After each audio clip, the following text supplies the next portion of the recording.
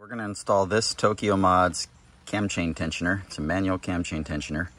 They're about $100, and we're going to install it on my 2019 450 EXC. First things first, you got to find top dead center and take the 4 bolts out of the valve cover. It's very, very simple. You have to take the tank off first.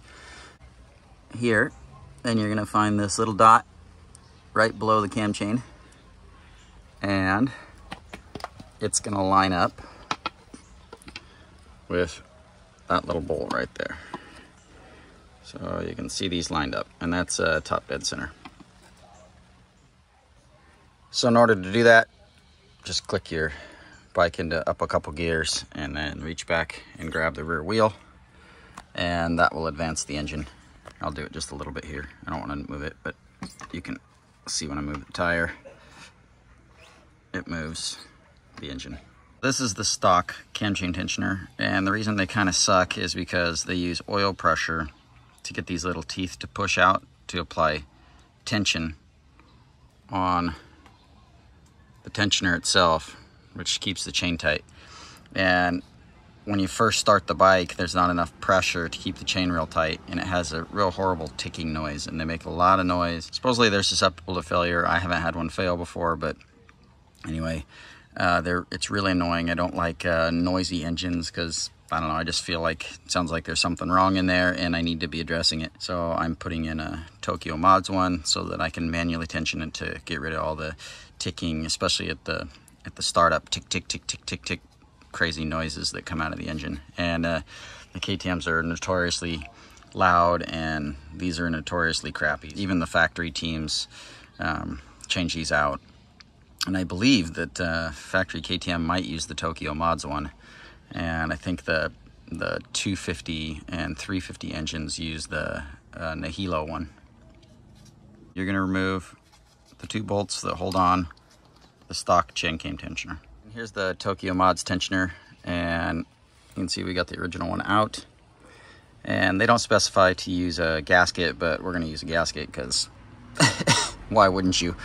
Unless you want motor oil all over the place. But what we're going to do is we're going to stick this thing in there. We're going to put the bolts in about halfway, and then I'll show you torquing the thing down. Here we got it in. We got the bolts about halfway in, and I just stuck a little extra nut on the end of it just so I can get my fingers in there and make it a little bit easier for the video.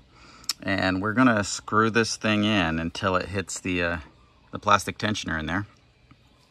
And we're going to screw it in until there's about a 2 millimeter gap, which you can see there's about a 2 millimeter gap in there right now. It's gonna be hitting that little tensioner inside there, and the instructions say that's where the setting is, and then we bolt the rest of the tensioner and the housing part here. I always put just a little bit of Loctite on kind of everything because I'm sort of anal.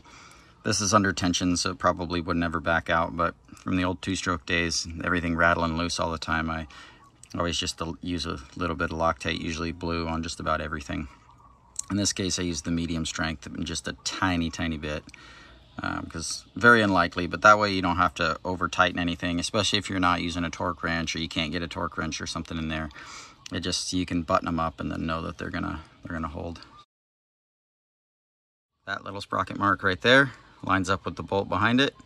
That has us in top dead center. Bolts halfway screwed in. Screw the tensioner all the way until it stops, and then we're going to close down the housing.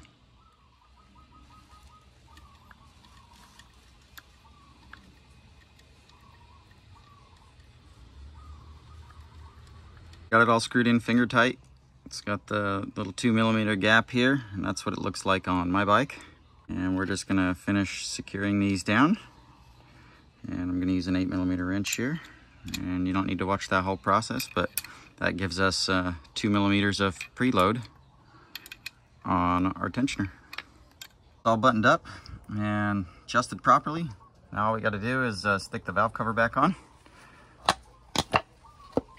And that's really simple. Just those 4 big bolts. And we'll give you an engine start when I'm all finished putting it together.